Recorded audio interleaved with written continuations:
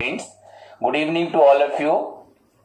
बच्चों, previous class में मैंने आप लोगों को रिडम्पशन ऑफ प्रीफरेंस शेयर पढ़ाया था एंड जिसमें हम लोगों को मालूम पड़ा कि रियल सेंस में after the commencement of companies act 2013 कोई भी कंपनी ऐसा प्रीफरेंस शेयर इशू नहीं कर सकती जो इरिडीमेबल होगा एंड सारे शेयर ही अब प्रीफरेंस शेयर रिडीमेबल होंगे एंड उनका रिडम्पशन पीरियड मैक्सिमम बच्चों 20 ईयर्स होगा एंड अदर प्रोविजंस पड़े। तो इसी के साथ हमारा रिडम्पशन ऑफ प्रीफरेंस खत्म हुआ। उसके बारे में भी हमें बहुत कुछ पढ़ना है, पर देखेंगे आपके सिलेबस के हिसाब से पढ़ाऊंगा, कॉलेज खुलने दो। एंड बच्चों, उसके बाद debenture and what is debenture, what are the characteristics of debentures, आपका requirements of debentures, types of debenture, ये है जो आप प्रीवियसली पढ़े हुए हो। तो मैं सोच रहा हूँ आपको आज नया टॉपिक पढ़ाऊँ, डिवेंचर छोड़ूं, कंप्लीटली न्यू टॉपिक। वो भी आप पढ़े हो, मैंने पढ़ा है आपको +2 पे, पर उसमें आपने बस थोड़ा थ्योरी पढ़ा है। यहाँ पे आप पूरा प्रॉब्लम पार्ट पढ़ेंगे। 20-30 आपको प्रॉब्लम करना है अभी जो मैं पढ़ाने जा रहा हूँ।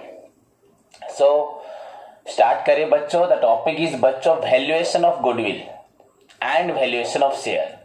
पहला चैप्टर है वैल्यूएशन ऑफ गुडविल, उसमें 15-20 प्रॉब्लम करेंगे एंड उसके बाद बच्चों वैल्यूएशन ऑफ शेयर, उसमें भी हम 10-12 प्रॉब्लम करेंगे। तो टोटल 20-30 प्रॉब्लम्स होगा। वैल्यूएशन ऑफ गुडविल, गुडविल कैसे वैल्यूएशन किया जाता है एंड शेयर कैसे वैल्यूएशन किया जाता है। शेयर जो अभी शेयर कैपिटल पढ़े बच्चों, वो शेयर नहीं, वैल्यूएशन ऑफ शेयर मतलब जो कंपनी आपका ए लिमिटेड कंपनी इशू शेयर @10, वो 10 रुपीज कैसे मालूम पड़ा कंपनी को कि 10 रुपीज लेना चाहिए कि ज्यादा लेना चाहिए या कम लेना चाहिए, वो कैसे वैल्यूएशन हुआ।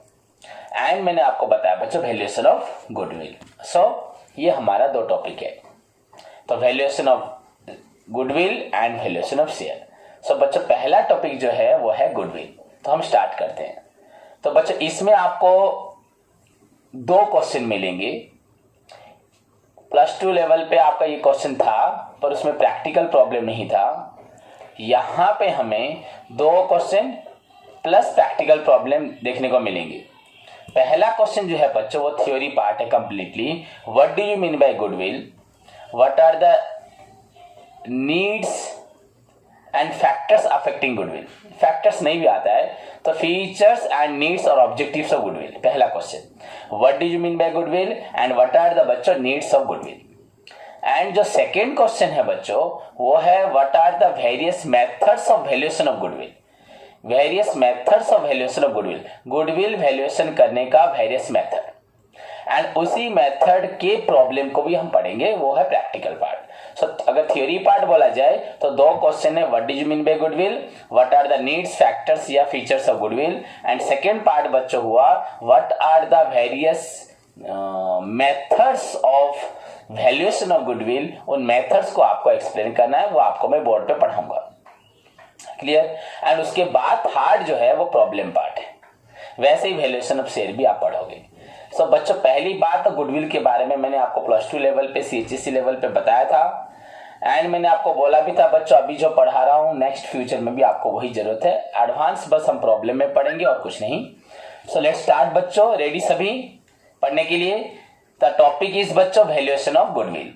सो before going to discuss about how to calculate the goodwill, हमें पहले गुडविल क्या है जानना चाहिए, फिर वैल्यूएशन क्यों होगा जानना चाहिए। जैसे हम शेयर टॉपिक पढ़ने से पहले शेयर का पूरा बैकग्राउंड के बारे में पढ़े थे कि फाइनेंस जब रिक्वायरमेंट होता है कंपनी को, एंड बिना फाइनेंस के तो हम लोग नहीं जी सकते, एक नॉर्मल इंसान नहीं जी सकता, तो इतनी बड़ी कंपनी कैसे खड़ी हो सकती है। तो तभी उस फाइनेंस के बारे में जब हम पढ़े, हमने सोचा कि फाइनेंस कहाँ से आएगा, तो 2 सोर्स आए। वैसे ही बच्चे गुडविल, एंड ये गुडविल बच्चों शेयर के लिए भी बहुत जरूरी है, हर जगह पे जरूरी है। ये हम कंपनी अकाउंट्स पढ़ रहे हैं, यहाँ सारे टॉपिक बच्चों बहुत रिलेटेड है फॉर कंपनी। क्लियर। सो अभी मैं आपको बोल रहा हूं गुडविल क्या है। पहली बात, सपोज बच्चों बात सुनो,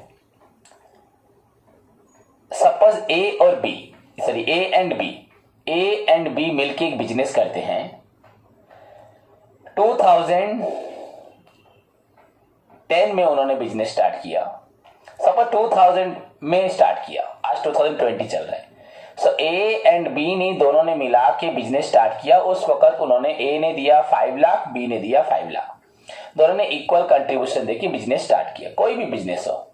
ओके, पार्टनरशिप बिजनेस हुआ। सो वही बिजनेस बच्चों आज 2020 में टोटल जब स्टार्ट हुआ था बच्चों, उनका टोटल वर्थ था आपका सपोज 10 लाख। आज आके वो बिजनेस बच्चों 5 करोड़ पे पहुंच गया या 2 करोड़ पे पहुंच गया, सोच लो। तो आज उनका बिजनेस टोटल कैपिटल बच्चों दोनों का मिला के 2 करोड़ हो गया है। उस वक्त उनको जो प्रॉफिट मिलता था, आज उनको कितना प्रॉफिट मिलता होगा, सोच लो। क्लियर? तो जरूर अगर 2 करोड़ रुपीज अगर हम बैंक में भी रखते हैं बच्चों, नॉर्मली हमको 7-8% अगर इंटरेस्ट भी मिलता है तो 14 लाख 15 लाख तो इंटरेस्ट हो जाता है। तो डेफिनेटली बिजनेसमैन, तो बिजनेस में अगर 2 करोड़ रुपीज ने इनपुट किया तो उसको जरूर इन्वेस्ट किया है तो उसको रिटर्न बहुत ज्यादा अच्छा रिटर्न आएगा। सो 2 करोड़ इन्वेस्ट उनका बिजनेस में अभी है, फिलहाल उनका कंट्रीब्यूशन नेट वर्थ बच्चों 2 करोड़ है। तो अब उनको सपोज सोच लो सालाना इन दोनों को इनकम होता है, सोच लो 50 लाख, दोनों को 50 लाख इनकम होता है। या सपोज दोनों का इनकम होता है 60 लाख, मतलब इसका 30 लाख इसका 30 लाख। ओके, तो इक्वल कंट्रीब्यूशन इक्वल ले रहे हैं। इनको अभी फील हुआ कि हम दोनों मिलके बिजनेस को मैनेज नहीं कर पा रहे, हमें किसी थर्ड पर्सन की जरूरत है, एम्प्लॉय नहीं, या उनको मन हो रहा है ऐसा कोई इंसान है जो बिजनेस में कुछ कंट्रीब्यूशन दे जिससे बिजनेस और भी बड़ा हो जाए। ऑलरेडी उनका मार्केट में स्टैंड है और बिजनेस बड़ा भी है और उनको एक हेल्प भी मिले। तो एम्प्लॉय को नहीं चाहते, वो चाहते कोई हमारे साथ और एक पार्टिसिपेंट ज्वाइन करे। एंड उसी समय पे सपोज सी ने अपना इंटरेस्ट दिखाया ए और बी को, चाहे उनका फ्रेंड हो, रिलेटिव हो, कोई भी हो, कि मैं भी आप लोग के साथ ज्वाइन करना चाहता हूं। सो ए एंड बी ने बिजनेस स्टार्ट किया था 2000 में, उनका कंट्रीब्यूशन था 10 लाख, 5 लाख इक्वल मैंने ईच ने दिया था। आज आके वो बिजनेस 2 करोड़ पे पहुंच गया, मतलब इस ए का 1 करोड़, बी का 1 करोड़। सो 2 करोड़ के बिजनेस को ए और बी मिलके करते अभी चला रहे हैं। तो जो प्रॉफिट होता है दोनों बांटते हैं। सपोज 50 लाख 60 लाख प्रॉफिट होता है, तो ये ने लिया 30 लाख, बी ने लिया 30 लाख। अभी एक टर्निंग पॉइंट आया जहां पे उन्हें फील हुआ कि हम लोग मैनेज करने में थोड़ा प्रॉब्लम हो रहा है, या हमें बिजनेस को और एक्सपांड करना है एंड हमें किसी और एक इंसान की हेल्प की जरूरत है। तो वहां पे सी ने अपना इंटरेस्ट दिया या इन्होंने सी को ऑफर दिया एंड सी ज्वाइन करना चाहा। तो बच्चों सी अगर ज्वाइन करता है तो सी अभी हमें कितना रुपए देगा? अभी फिलहाल बिजनेस में ए का 1 करोड़, बी का 1 करोड़ है, तो सी कितना देगा? तो आप बोलोगे सर वो भी 1 करोड़ देगा। कोई जरूरी तो नहीं इसी को ज्वाइन करने के लिए 1 करोड़ देना पड़ेगा। उसके पास 1 करोड़ हो भी सकता है, नहीं भी हो सकता है। हाँ, उसके पास स्किल है, टैलेंट है, नॉलेज है। हमें जो जरूरत थी वो सी के पास है, पर मे भी उसके पास 1 करोड़ नहीं हो सकता, तो वो कम दे सकता है, 50 लाख दे सकता है। तो बच्चों वो अगर जितना पैसा देके ज्वाइन करेगा हमारे बिजनेस में, उसका हक उतना ही होगा। अगर 1 करोड़ देता है तो टोटल अभी बिजनेस 3 करोड़ का हुआ, 3 करोड़ का हुआ, 3 करोड़ का। तो उसमें हम लोगों का अगर हिस्सा अगर अलग हो जाता है तो 1 करोड़ 1 करोड़ 1 करोड़। अगर वो 50 लाख देता है तो मेरा 1 करोड़, वाई का, बी का 1 करोड़, पर सी का बच्चों 50 लाख होगा। तो वो जितना कैपिटल देगा उसको रिटर्न उतना है, माने रिटर्न नहीं, उसको उसका कैपिटल का ऊपर हक उतना ही मिलेगा। ऐसा नहीं 50 लाख देके वो 1 करोड़ का मालिक बन जाएगा, तो वो डिफरेंट थिंग है। पर बच्चों यहां पे एक पॉइंट है, जब सी हमारे साथ ज्वाइन करेगा 50 लाख रुपीस देके, बिजनेस में हमारा जो प्रॉफिट था, सपोज सी ने 1 करोड़ दिया तो सी ने 1 करोड़ दिया। अब हमने उसे बोला कि ठीक है हम आपको प्रॉफिट भी इक्वल देंगे। तो हमारा प्रीवियसली प्रॉफिट होता था 60 लाख, 50-60 लाख, सपोज 60 लाख। तो उस 60 लाख को ए लेता था 30 लाख, बी लेता था 30 लाख। अब सी जब ज्वाइन करेगा सी भी तो लेगा। तो अगर हम 60 लाख रुपीस को 3 इक्वल पार्ट करते हैं तो 20-20-20 हो गया। तो सी को बच्चों 20 लाख मिल गया। तो यहां पे ए और बी को क्या फायदा हुआ? ए और बी को सी के साथ ज्वाइन करवाने से सी ने तो जो पैसा लेके आया 1 करोड़, उसके ऊपर तो उसका ही हक रहेगा। एंड जो प्रॉफिट हुआ, इनफैक्ट जो प्रॉफिट को आज तक ए और बी खुद लेते थे, किसी थर्ड पर्सन को नहीं देते थे प्रॉफिट को, सबको पेमेंट देने के बाद जो बचता था, तो अब उनके प्रॉफिट में और एक शेयर होल्डर आ गया, वो हुआ सी। तो उसकी ज्वाइनिंग की वजह से उनको अपने अपने शेयर से, सब इनका प्रॉफिट था 30-30, तो इनको 10-10 लाख निकाल के देना पड़ा सी को। तो इनका प्रॉफिट तो रिड्यूस हो गया एंड सी की तो मौज हो गई। सी रे तो मौज है ना, नहीं चिंता करो। तो मैं जो बोल रहा हूँ बात को ध्यान सुनो। सी ज्वाइन करवा द्वारा सी रे तो बेनिफिट है, सी इमीडिएटली 20 लाख रुपीस पाएगा। किंतु पिलाने मन रख सी 1 करोड़ देखी जॉइन करू 1 ईयर भीतर 20 लाख इनकम है एमती 3-4 इयर्स 5 इयर अगर करा जाए इक्वाली जब जाए 20-20-20-20-20-25 इयर्स से 1 करोड़ तक उठी जीव बा बिजनेस तो एक्सपांड करो ना ए वर्ष 60 लाख सोचे नेक्स्ट ईयर आहरी प्रॉफिट बढ़ ना नहीं कंपैरेटिवली बढ़िबो ताले तार मनी तार इन्वेस्टमेंट 3-4 इयर्स तक रिटर्न मिल जीव और लॉस एटी कहारेला ए और बी रो ओके यदि सी निजे से बिजनेस को पर्सनली कोडी एस्टाब्लिश करथांदा से मार्केट रे हो जोटी भी हो कौन किसी गारंटी अच्छी सी फर्स्ट ईयर 20 लाख इनकम करथांदा कि ता बिजनेस चली थांदा कि उसका बिजनेस चलता नहीं चलता डूब जाता वो चला नहीं पाता अगर चलता भी बच्चों उसको प्रॉफिट पाने में उसको लगभग 4-5-6-7 साल 8 साल लग जाते एस्टेब्लिश होने में मार्केट को कैप्चर करने में मार्केट कंडीशन सिचुएशन को समझने में मार्केट के साथ उसको एडजस्ट करने में 1 करोड़ का बिजनेस कर रहा है तो वो एरिया भी बहुत बड़ा ही होगा एंड वहां के लोग भी समझदार होंगे ऐसा नहीं कि तुम्हारे खोलते ही आ जाएंगे तो वहां पे उसको सेटअप करने में टाइम लगेगा उसको पहले इनिशियली लॉस में कम प्रॉफिट में सामान देना पड़ेगा धीरे धीरे करते करते वो मार्केट को कैप्चर करेगा जबकि 5-7 साल हो जाएगा मे भी 5-7 साल वो जिए मे भी 5-7 साल वो मर जाए मे भी 5-7 साल उसका पेशेंस रहे कि ना रहे मे भी इनिशियली 2 महीने 4 महीने 6 महीने उसको प्रॉफिट बिल्कुल ही ना हो तो कोई गारंटी नहीं है अगर वो अपना बिजनेस 1 करोड़ रुपए देके अकेले खोलता है तो उस बिजनेस के चलने का कोई भी बच्चों कोई भी उसके ऊपर आप कंफर्मेशन नहीं दे सकते तो सी अगर एलोन बिजनेस करता है अकेले कहीं भी मार्केट में कहीं भी किसी भी प्लेस में तो उसकी बिजनेस का चलना ना चलना एक तरह से पूरा रिस्क से भरा हुआ है एंड चलेगा जरूर अगर बोला जाए तो टाइम लगेगा ऐसा नहीं कि तुरंत हो जाएगा पर अगर सी ए और बी के साथ ज्वाइन करता है सी का कोई भी रोल जरूरी नहीं है क्योंकि A and B has been continuously managing their business since last 20 years and they are now at a position of earning बच्चों 30 लाख 10 लाख का बिजनेस आके 2 करोड़ पे पहुंच गया है 5-5 लाख वाले इंसान आज 1-1 करोड़ के मालिक हो गए सो डेफिनेटली उनका बिजनेस बहुत अच्छा चल रहा है ये जस्ट बिकॉज ऑफ उनका 20 सालों का मेहनत था उनका डेडिकेशन था कमिटमेंट था क्वालिटी सर्विस था क्वालिटी गुड्स था लोगों के साथ गुड रिलेशनशिप था अच्छे प्राइस में गुड्स बेचना था गुड्स को कभी भी लोग चाहे तो रिटर्न करते थे तो लोगों के साथ गुड उनका पूरा रिलेशनशिप था गुड मैनेजमेंट था good dedication commitment quality goods low price goods हर एक प्राइस का गुड्स लोगों को उधार देना हर चीज को वो मैनेज करते थे दैट्स व्हाई बच्चों विद इन 20 इयर्स वो आके इतनी बड़ी बिजनेस पे पहुंच गए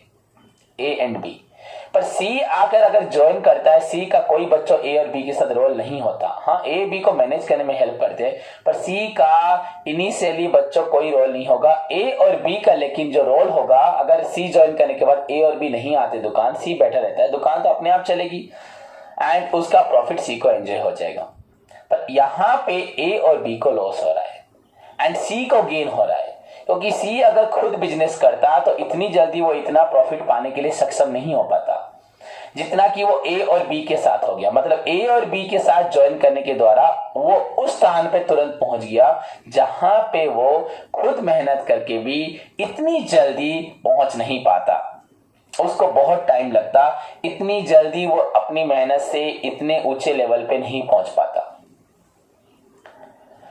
बच्चों यहां पे एक पॉइंट आया कि सी जब ज्वाइन करता है सी को तुरंत प्रॉफिट कैसे मिल जाता है सी क्योंकि बच्चों ए और बी का ऑलरेडी बिजनेस में प्रस्तांड था अच्छा मार्केट में रेपुटेशन था गुडविल था अगर सी ज्वाइन करता है ए और बी के ऑलरेडी 10 15 20 एम्प्लॉइज होंगे ए और बी सपोज कहीं बाहर घूमने चले जाते सी के भरोसे तो एम्प्लॉइज के द्वारा दुकान चलेगी क्योंकि दुकान में ऑलरेडी मार्केट बना चुका है मार्केट में लोग उसके कस्टमर्स बन चुके हैं तो यहाँ सी का कोई रोल नहीं सी बस सामान बेच रहा है पर लोग सी को देख के नहीं आ रहे ए और बी की जो 20 साल से जो उनका सर्विस है टू द सोसाइटी के प्रति उसकी वजह से वो लोग आ रहे हैं एंड बच्चों सी को उसका प्रॉफिट मिल जाएगा तो सी अगर खुद बिजनेस करता है तो बिजनेस चलेगा कि नहीं चलेगा डूबेगा 1 करोड़ पर डूबने का चांस है वेराज अगर सी ए और बी के साथ बिजनेस करता है उसका बिजनेस पूरी तरह से safe and secure and guaranteed हो जाता है उसको किसी प्रकार का समझौता या रिस्क फेस करने का कोई भी भय नहीं रहता। पूरी तरह से वो ए और बी का लास्ट 20 इयर्स का जो कंट्रीब्यूशन था, उनका डेडिकेशन था,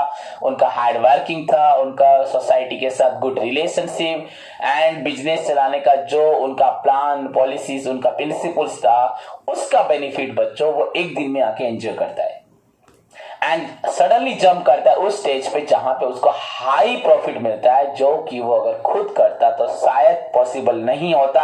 हम तो इम्पॉसिबल नहीं बोल सकते, कभी वो लक भी काम करता है, पर बच्चा practically it is quite impossible for C to start a business by contributing ₹1 crore and to reach at that position to earn much more than या as compare to A and B वो इतना income कर पाए, कभी भी बच्चों संभव नहीं था। बिकॉज आपको it will take time to understand the market, to capture the market, to capture the consumers को समझने के लिए it will take time.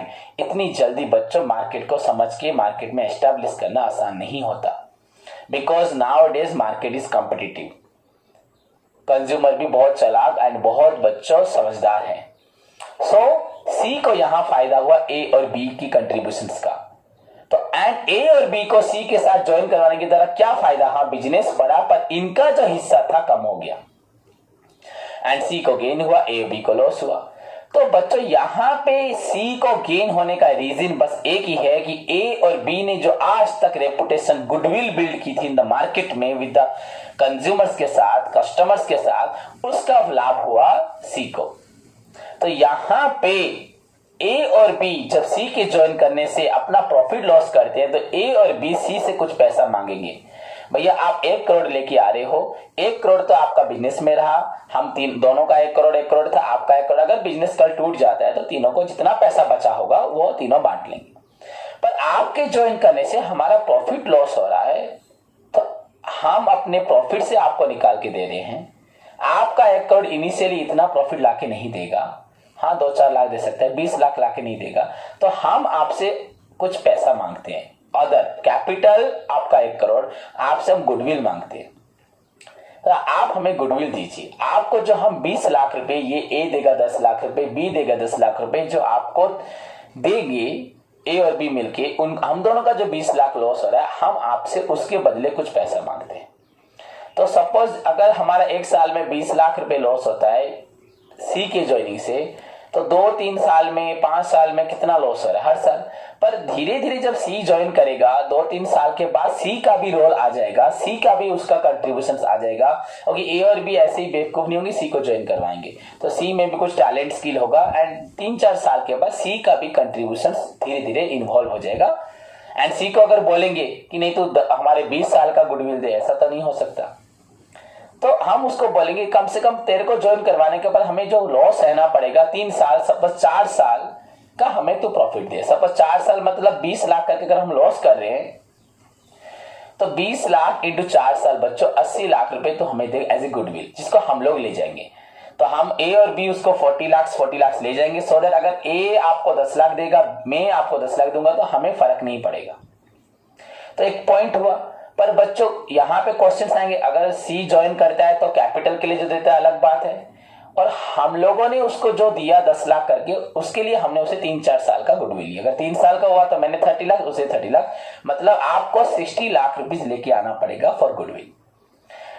And इसमें कोई बच्चा बोलेगा सर, कंफ्यूजन में आएंगे, कोई क्वेश्चन आएगा सर क्या सी का ज्वाइन करने के बाद सी का क्या बिल्कुल रोल नहीं होगा, कुछ भी तो उसका भी तो मेहनत होगा। हाँ जरूर होगा, सी का भी कुछ मेहनत होगा। ऐसा नहीं कि पूरा 20 लाख रुपए हम जो दे रहे हैं उसमें सी का कोई रोल नहीं है, तो सी का भी कुछ रोल होगा। तो हमारे हाथ से 20 लाख लॉस हो रहा है ऐसा कुछ नहीं है। ऐसा भी है सिचुएशन कि जहां पे 60 लाख नहीं था प्रॉफिट 60 लाख था, अब प्रॉफिट और बढ़ जा रहा है, 66 लाख हो जा रहा है।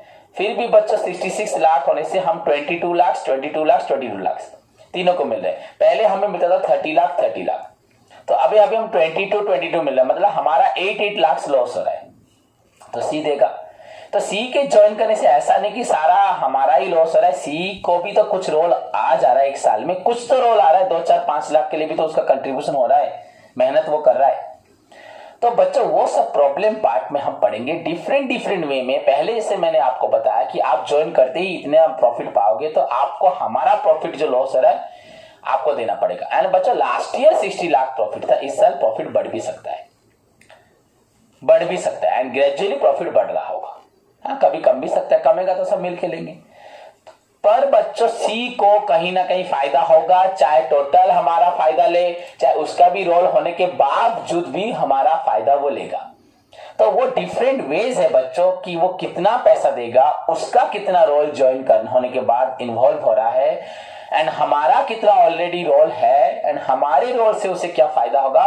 पॉइंट टू बी नोटेड, मैं आपको हर एक एंगल से बता रहा हूं। सी ज्वाइन करने के बाद सी का कितना रोल होगा, हमारा कितना रोल था, एंड उसके रोल को काटने के बाद हमारे रोल को वो कितना बेनिफिट एंजॉय कर, हमारे रोल से उसे क्या फायदा हो रहा है, उसके लिए हम उसे गुडविल मांगेंगे। So that are which these are the बच्चों different ways of valuation of goodwill, जहां पे बहुत सारे फैक्टर्स को कंसीडर करेंगे कि हमारा फायदा कितना सी उठा रहा है या सी का कितना कंट्रीब्यूशन हुआ है, एंड हमारे कंट्रीब्यूशन से सी का कंट्रीब्यूशन काटने के बाद जो हमारा उसका हम दे रहे हैं। सपोज सी का कंट्रीब्यूशन 4 लाख हो गया एंड हमारा प्रॉफिट हम उसको 20 लाख, तो उसका 4 लाख होने से तो एक्चुअली हम उसको 20 लाख नहीं दे रहे, 16 लाख दे रहे, तो उसको 8 लाख देना चाहिए। सो दिस इज बच्चों सेपरेट थिंग, ये बात की बात है, इसके बारे में हम वैल्यूएशन में पढ़ेंगे। एंड वैल्यूएशन में हर एक आपको जो मेथड है यही एक्सप्लेन करेगा। प्रीवियसली एक मेथड होगा जहां पे इन बातों को कंसीडर नहीं करेंगे, सेकंड मेथड में कंसीडर किया जाएगा, थर्ड में पूरा ध्यान से कंसीडर किया जाएगा कि किस तरह से एक्यूरेटली हम लोग पूरा परफेक्ट हिसाब से गुडविल निकालेंगे, जहां पे सी का रोल भी कंसीडर किया जाएगा एंड सी के ज्वाइनिंग से क्या प्रॉफिट हुआ, क्या लॉस हुआ, हर चीज को कंसीडर करके हम वैल्यूएशन करेंगे। दैट इज बच्चों practical part, valuation part. But in introduction part में बच्चों, थियोरी पार्ट में we have to learn goodwill. And आपको शायद गुडविल समझ में आया। जब सी हमारे साथ ज्वाइन करता है वो तुरंत उस स्टेज पे पहुंच जाता है जहां पे वो नॉर्मली खुद नहीं पहुंच पाता एंड ए और बी का शेयर को एंजॉय करता है एंड उसकी वजह से ए और बी को लॉस सहना पड़ता है। दैट इज वाई बच्चों एट दैट स्टेज ए और बी को मजबूरन गुडविल निकालना पड़ता है। गुडविल निकालने के बाद जो गुडविल निकलता है, उनका जो गुडविल होता है वही पैसा वो सी से मांगते हैं। जितना अगर गुडविल हुआ तो सी ज्वाइन करता है, सी को भी गुडविल के लिए पैसा लेके आना पड़ेगा एंड जो पैसा सी लेके आएगा उस पैसे को ए और बी अपने अकाउंट में रखेंगे या अपने घर ले जाएंगे, वो उन पे डिपेंड करता है। पर सी के ज्वाइन करने के द्वारा ए और बी का लॉस होता है, क्योंकि ए और बी अपनी मेहनत का फल सी को देते हैं एंड सी को इसके लिए गुडविल देना पड़ेगा। तो दैट इज वाई बच्चों वैल्यूएशन होता है एट दैट स्टेज। अगर कोई पार्टनर ज्वाइन करता है तो ऑल पार्टनर को सैक्रिफाइस करना पड़ता है, तो ऑल पार्टनर मजबूरन उस समय पे अपने फार्म का गुडविल निकालते हैं, उस गुडविल से सी से न्यू पार्टनर से हिस्सा मांगते हैं। दैट इज वाई बच्चों ये टॉपिक पढ़ा जाता है, दैट इज नोन एज बच्चों वैल्यूएशन ऑफ गुडविल एंड बच्चों वैल्यूएशन ऑफ शेयर, ये भी हम पढ़ेंगे। So now what do you mean by goodwill, आपको इतना सा समझ में आया। तो मैंने आपको जो मीनिंग बोला उसी मीनिंग को मैं एक्सप्लेन करता हूं, ट्रांसलेट करता हूं इंग्लिश में। I taught you in your +2 session में, शायद पढ़ाया था, शायद नहीं पढ़ाया था, आपको शायद याद होगा। बच्चों जब सी ने गुडविल के लिए पैसा, सी जब बिजनेस ज्वाइन करता है तो कैपिटल के साथ उसे गुडविल देना पड़ेगा। गुडविल देने से ही वो उस स्थान पे पहुंचेगा जहां पे ए और बी अपने प्रॉफिट से 60 लाख से 30 लेते थे, अब 20 लेंगे और 10 लाख निकाल के या 8 लाख निकाल के सी को देंगे एंड सी तुरंत इतना प्रॉफिट पाने पाने के लिए वो एबल हो जाएगा, कैपेबल हो जाएगा कि वो तुरंत इतना प्रॉफिट पा सकेगा। कौन? सी। सो सी गुडविल का यही मीनिंग बच्चों, गुडविल देने से सी उस स्थान पे पहुंच जाएगा जहां पे वो खुद मेहनत करके भी पहुंच नहीं पाता। सो गुडविल बच्चों ऐसी एक चीज है जो आपको उस स्थान पे पहुंचा देती है जहां पे आप खुद मेहनत करके तुरंत नहीं पहुंच पाते। समझिए, अगर सपोज एमसीसी में कोई और एक टीचर आके ज्वाइन करता है, मुझसे पार्टनरशिप चाहता है, अच्छा है, टैलेंटेड है, पर बच्चों अगर मैं उसको एमसीसी में ज्वाइन करवा देता हूं तो एमसीसी का जो भी स्ट्रेंथ है उसका फायदा उसको मिल जाएगा एंड मुझे नुकसान ही होगा। अगर वो कहीं और अकेले ट्यूटोरियल खोलता है तो उसके चलने ना चलने का कोई भी गारंटी नहीं है। हम अगर लॉकडाउन पीरियड में भी बच्चों 100 बच्चों को पढ़ा रहा हूं तो दैट इज बच्चों मेरा जो कंट्रीब्यूशन था लास्ट 10, 11, 12 ईयर्स से। ऐसा नहीं कि तुरंत मैंने ऐसा कर दिया। अगर लेकिन वो मेरे साथ ज्वाइन करता है तो मेरे इतने स्टूडेंट में से 50% या जो भी हमारा एग्रीमेंट होगा उसका बेनिफिट उसे मिल जाता है। तो उसको मुझे गुडविल देगा, उसको मुझे देना पड़ेगा, उसको मुझे देगा, वो मुझे देगा गुडविल। बिकॉज मेरे को गुडविल देने से मुझे जब लॉस होगा मैं उस लॉस को फील नहीं करूंगा। एंड क्योंकि मुझे गुडविल मिल चुका है, मुझे पैसा 10 लाख मिल जाएगा तो मैं उसको 1 साल का 10 लाख प्रॉफिट दूंगा। बच्चों, when a man pays for goodwill, जब एक इंसान गुडविल के लिए पैसे देता है, he pays for something that places him in that position. When a man pays for goodwill, जब एक आदमी गुडविल के लिए देता है, ही पेज फॉर समथिंग, वो उस चीज के लिए पैसे देता है, that places him in that position, that places him in that position of being able to earn। जब एक इंसान गुडविल के लिए पैसा देता है, वो उस चीज के लिए पैसा देता है। सी जब पैसा दिया ए और बी को, सी उस चीज के लिए पैसा दिया जिसके द्वारा सी उस स्थान पे पहुंच गया। that places C in that position of being able to earn 20 lakhs, उसे साल में 20 लाख इनकम हुआ। जो अगर वो खुद बिजनेस करता शायद उसको 2-4 लाख भी इनकम नहीं होता। That places him in that position of being able to earn more than he would be able to earn by his own effort। When a man, जब एक आदमी बच्चों गुडविल के लिए पैसा देता है, वो उस चीज के लिए पैसा देता है जिससे वो उस स्थान पे पहुंच जाता है तुरंत, जहां की वो अगर पूरा मेहनत भी करता तो इतनी जल्दी नहीं पहुंच पाता। समझ में आया कि नहीं? when a man pays for goodwill, he pays for something, वो उस चीज के लिए पैसे देता है, that places him, जो उसको प्लेस मतलब उसको वहां ले जाता है, in that position पे ले जाता है, so that he would be able to earn, वो अर्न करने के लिए सक्षम हो जाता है, more than he would be able to earn by his own effort। बहुत ज्यादा, जितना कि वो अकेले बिजनेस करके नहीं पहुंच पाता, मेरे साथ बिजनेस करने के द्वारा, ए और बी के साथ बिजनेस करने के द्वारा वो उस स्थान पे तुरंत पहुंच जाता है। That's why he need to pay goodwill. अगर उसे गुडविल देना है तो कितना गुडविल देना है, तो हमें उसी लिए वैल्यूएशन ऑफ गुडविल चाहिए।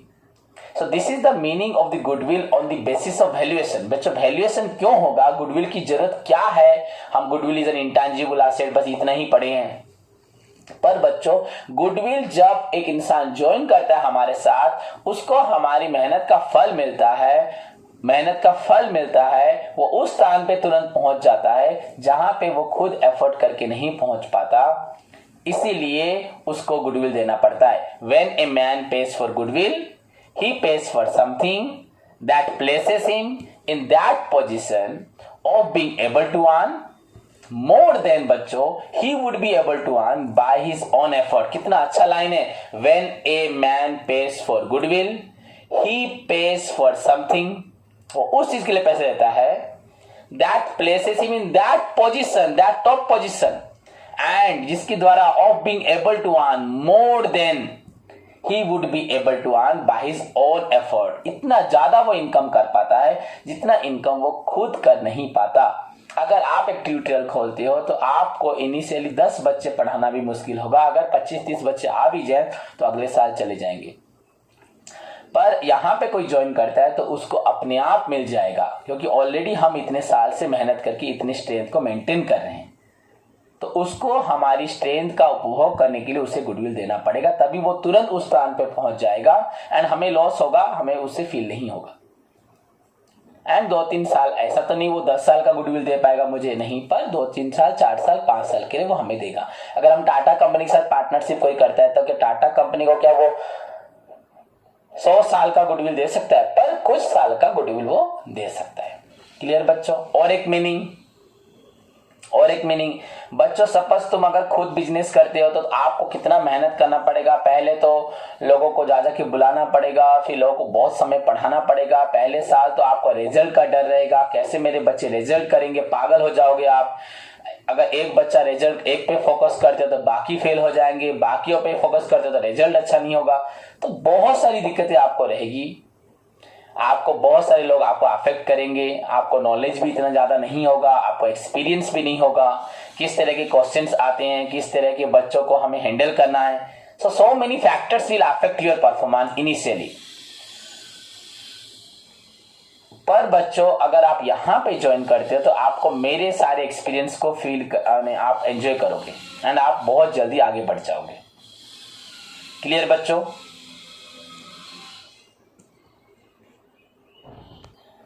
बच्चों गुडविल क्या है, यहां पे क्या समझे, और एक मीनिंग आता है, goodwill can be described as a momentum. बच्चों सपोज अगर हम एक बॉल को, हमने स्कूल में पढ़ा है, अगर एक किक मारते हैं तो बॉल कुछ दूर तक जाता है, उसके बाद क्या होता है, रुक जाता है, क्योंकि हमने जो उसको पुश किया था, किक किया था, उसका एनर्जी जब तक रहेगा तब तक बॉल आगे बढ़ेगा एंड उसके बाद कुछ दूर जाके रुक जाएगा। ऐसा तो हमारे पास पावर नहीं कि हम मार दे कि वो जिंदगी भर चलता रहे, कभी रुके ही ना। पर बच्चों गुडविल में क्या होता है, अगर एक बार हम 10-15 साल मेहनत करके बिजनेस को बढ़ा देते हैं तो उसके बाद बच्चों तुम्हारा बिजनेस अपने आप चलता जाएगा, तुमको इतना एडवर्टाइज, इतना लेबर नहीं करना पड़ेगा। You are at that stage कि आप कुछ करो ना करो आपको फायदा होगा ही होगा, आपको बार बार खुद को ठेलना नहीं पड़ेगा। इनिशियली मुझे जितनी मेहनत करनी पड़ती थी आज नहीं करनी पड़ती, अपने आप चलता जाएगा बच्चों, क्योंकि हम उस स्टेज पे पहुंच गए हैं कि लोग हमें पहचान चुके हैं। बच्चों goodwill can be described as a momentum और ए पुश। एक बार अगर हम ठेलेंगे, जैसे आप लोग दौड़ते हैं, थक जाते हैं, फिर खाना खाते हैं, ग्लूकोज पीते हैं, पानी पीते हैं, फिर रेस्ट लेके फिर दौड़ते हैं, नहीं, आपको फिर खाने की जरूरत नहीं है, बस दुकान में सामान रखना अपने आप बिकेगा, आपको फिर से वो सारी पॉलिसी बनाने की जरूरत नहीं है, बस इंप्रूवमेंट के लिए करोगे, आपका बिजनेस अपने आप आगे बढ़ता रहेगा। व्हेन ए मैन, सेकंड जो था meaning, goodwill can be described as a momentum और a push that keeps the business going on. बच्चे एक बार पुश करोगे, वो going on, that keeps the business going on, constantly, continuously going on without further effort. हमें दोबारा effort की जरूरत नहीं है। जैसे अगर हम दौड़ते हैं तो दौड़ते हुए थक जाएंगे, बैठ जाएंगे, ग्लूकोज पिएंगे, खाना खाएंगे, फिर रेस्ट लेंगे, फिर दौड़ेंगे, नहीं। Goodwill can be described as a momentum और a push that keeps the business going on, that keeps the business going on. Going on मतलब आगे बढ़ता रहेगा without further effort, like the momentum of a body. हमें जैसे अपने शरीर को चलाने के लिए भी बार बार ग्लूकोज, एनर्जी की हमें जरूरत होती है, पर एक बार बिजनेस का गुडविल बन जाता है तो उस बिजनेस को आगे बढ़ाने के लिए किसी एक्सटर्नल फैक्टर की जरूरत नहीं होती, वो अपनी गुडविल से आगे बढ़ता जाता है। हाँ, मैनेज करने की जरूरत है, पर उसको और एक्सटर्नल कोई भी पुश की जरूरत नहीं है। Once you have the goodwill, एक बार गुडविल हो जाती है बच्चों तो आप अपने आप ही चलते जाओगे। एक डॉक्टर एक बार गुडविल कमा लेता है तो उसके पास बूढ़ा होने के बाद भी लोग आके भीड़ करते रहते हैं। क्यों बच्चों? उसने गुडविल कमा ली। सोचो, when a man pays for goodwill, तो मैंने आपको जो बोला, that places him in that position of being able to earn more than he would be able to earn by his own effort. Second point बच्चों, goodwill, you can describe the goodwill as a momentum, जो भी हो बच्चों, push that keeps your business going on without further effort. Once you have the goodwill, your business must going on continuously, constantly going on without further effort. You do not require to push further. फिर से further effort नहीं देना पड़ेगा, आपका business आगे बढ़ता जाएगा। ऐसे दौड़ोगे कि आप रुकोगे ही नहीं, कभी रुकोगे तुम्हारा शरीर थकेगा भी नहीं। Like the momentum of a body, हमें हमारे शरीर को चलाने के लिए भी बच्चों चाहिए, पर उसके लिए हमें नहीं चाहिए। दैट इज बच्चों गुडविल। अब आप जो मीनिंग आज तक पढ़े हो बचपन से लेकर, उस मीनिंग को बता रहा हूं। What is goodwill? बच्चों goodwill is an intangible asset, ये आप पढ़े हो। देखो, मैं आपको अगर स्टार्टिंग में पढ़ा था what is goodwill, goodwill is an intangible asset, आप सभी खुश हो जाते। बच्चों आप दुनिया में मैक्सिमम टीचर्स को पूछोगे तो आपको बस यही आंसर मिलेगा, goodwill is an intangible asset. के स्टूडेंट से पूछो, टीचर से पूछो, मैक्सिमम, जिनको डिटेल में नहीं मालूम। पर बच्चों वो एक +2 लेवल का फर्स्ट ईयर का पढ़ाई था, हमने बताया था। पर बच्चों देखो, अभी चाहता तो मैं आपको वही मीनिंग बताता, पर मैंने आपको अलग मीनिंग से लेके गया, अब आया सिंपल से मीनिंग पे। Goodwill is an intangible asset. आप मेरे साथ अगर ज्वाइन करते हैं आपको प्रॉफिट होता है, इसके बारे में आपको दिखाई दे रहा है, फील होगा कि सर के साथ ज्वाइन करने के द्वारा हमें अपने आप सर के फायदे से हमें फायदा हो रहा है। So it is an intangible asset compounded from, और ये एसेट कैसे बना? वेराइटी ऑफ क्वालिटीज बच्चों, variety of characteristics, variety of ingredients. जैसे आप अगर हॉर्लिक्स पीते हो, बॉर्नविटा पीते हो, उसमें vitamin A B C D जो भी ई के जो भी होता है, उसके साथ आपका ग्लूकोज होता है, शुगर होता है, विटामिन होता है, उसमें प्रोटीन्स होता है, आपका जो जो उसमें इंग्रेडिएंट्स होता है। वैसे ही बच्चों goodwill is an intangible asset which is compounded from, which is the combination of variety of successful qualities, successful ingredients अगर बोल दो, जैसे आपके खाने के इंग्रेडिएंट्स होते हैं, variety of successful business ingredients.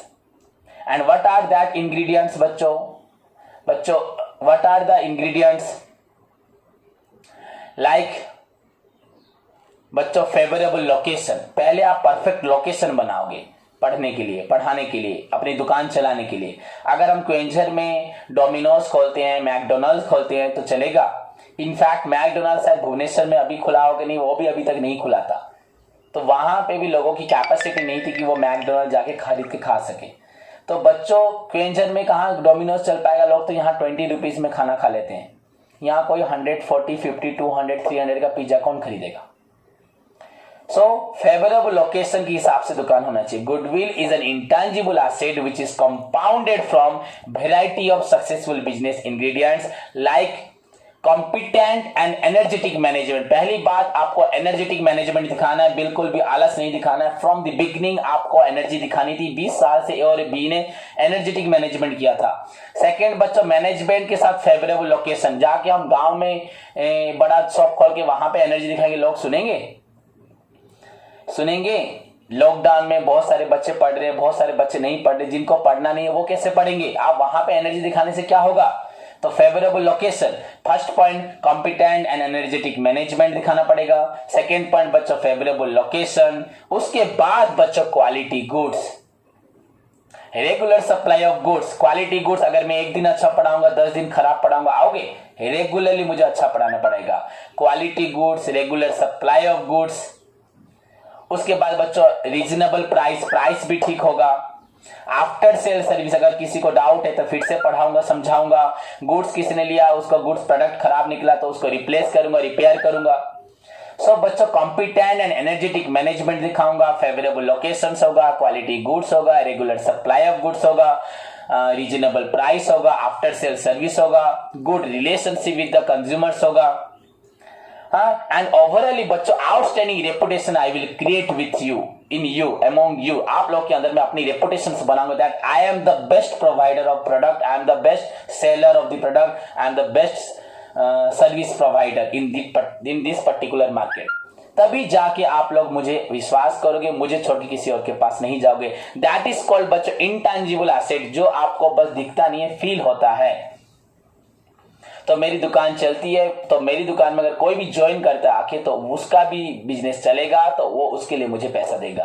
So goodwill is an intangible asset which is compounded from, which is the combination of, which is the मिश्रण, माने समष्टि सारे चीज का, जैसे सम्मिश्रण होता है, मिक्सचर वैसे बनाते हैं, विच is the mixture of variety of successful business characteristics या इंग्रेडिएंट्स या क्वालिटीज या nature like competent and energetic management, favorable locations, quality goods, regular supply of quality goods, reasonable in price बच्चों, after sales service बच्चों, outstanding reputations हो, आपका good relationship with the consumers, these and उसके साथ बच्चों your commitment, your dedication, your devotions, your punctuality, your loyalty, your sincerity towards the consumers, your fair trade practices, आप सबके साथ न्याय करके बिजनेस करते, किसी के साथ अनफेयर नहीं करा। These are the qualities that build your goodwill and that gives you an outstanding reputation in the market, so that you can able to earn much more than you would be able to earn by your own effort. If you have this quality, if you follow this quality over a certain period of time, you will definitely reach at that position to earn a good return And at that stage, if someone joins with you, she will also enjoy the benefit of your contribution. Now it's a time that you will demand from him goodwill, because you are at that stage to earn good profit, good return. And if she suddenly joins with you, she also gets the return of your contribution, your dedication, your hard working. So you need to demand from him certain price of your loss when he joins with you. जब आपके साथ join करता है, आप उससे आपको loss सहना पड़ेगा. That's why goodwill is calculated. This is the another meaning of goodwill बच्चों. जो मीनिंग मैंने पहले बोला था, मैंने आपको उसको लास्ट में बोला. क्लियर भी बच्चों, समझ में आया सभी को? सो दिस आर द बच्चों डिस्क्रिप्शंस, कैसे मैंने गुडविल को डिस्क्राइब किया. नाउ बच्चों डेफिनेशंस बोलता हूं. अकॉर्डिंग टू बच्चों एवी एडमसन, एक अच्छा डेफिनेशन था. Goodwill can be defined as, बच्चों वो कैसे डिफाइन करते हैं? Goodwill has the characteristics of cement. बच्चों आप एक घर पे ईंटें रखो, बीच में आप बालू रखो, उसमें रोड रखो, कंक्रीट रखो, सब रखो, पर सीमेंट नहीं रखोगे तो वो घर को बच्चों एक छोटा सा बच्चा भी ठेल ठेल के गिर देगा. वन सीमेंट लगा दो बच्चों, हाथी भी आके सर मारेगा, ठोकर मारेगा, तो टूटना का चांस नहीं है, नहीं टूटेगा. आजकल स्ट्रॉन्ग इतने बनने की हाथी भी नहीं तोड़ पाएगा. So according to A V Adamson बच्चों बोलते हैं goodwill has the characteristics of cement. Just as cement binds together all the assets and aspects, जिस तरह से बच्चों just as cement binds together bricks and other building materials, आपका steel हो, road हो, आपका बालू हो, ईटा हो, जो भी हो बच्चों, just as cement binds together bricks and other building materials into a wall, जिस तरह सीमेंट एक दीवार के अंदर सारे मटेरियल्स को जकड़ के रखता है, मजबूत करके रखता है, similarly goodwill binds together all the assets and aspects of business into a cohesive whole. Goodwill क्या करती है? आपके बिजनेस की सारी प्रॉपर्टी को, आपकी सारी सोच को कि हाँ लास्ट ईयर मेरा बिजनेस इतना था, आज चलेगा कि नहीं? हाँ डेफिनेटली चलेगा बच्चों.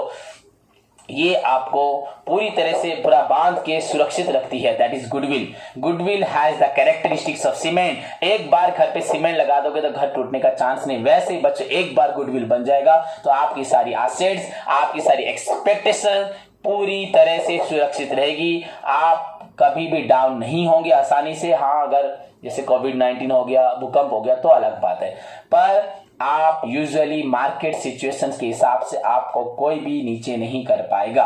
कंपीट करेगा, आप वहीं पे फाइट करेंगे, पर कोई डाउन नहीं कर पाएगा. दैट इज बच्चों goodwill according to by in the words of A V Adamson. Clear बच्चों? तो this is all about the बच्चों the topic that we are going to learn. हम जो पढ़ने जा रहे हैं उसका इंट्रोडक्शन या बैकग्राउंड पॉइंट था गुडविल. वाई गुडविल जरूरत होता है. देन बच्चों मीनिंग. आपका पहला क्वेश्चन है what do you mean by goodwill? What are the needs, features and factors of goodwill? Factors नहीं चाहिए पर नीड्स बहुत जरूरी है, फीचर्स जरूरी है. ओके बच्चों, तो this is all about the introduction part of goodwill. I think आप सभी को समझ में आया. इसको ध्यान से सभी पढ़ें, पूरे दिलो जान से पढ़ें. एंड नेक्स्ट क्लास में I will discuss with you features and needs. तब तक के लिए बच्चों take care, all the best, God bless you. और आपको मैं कुछ होमवर्क दे रहा हूं, आप उसको तुरंत देखिए और पढ़िए.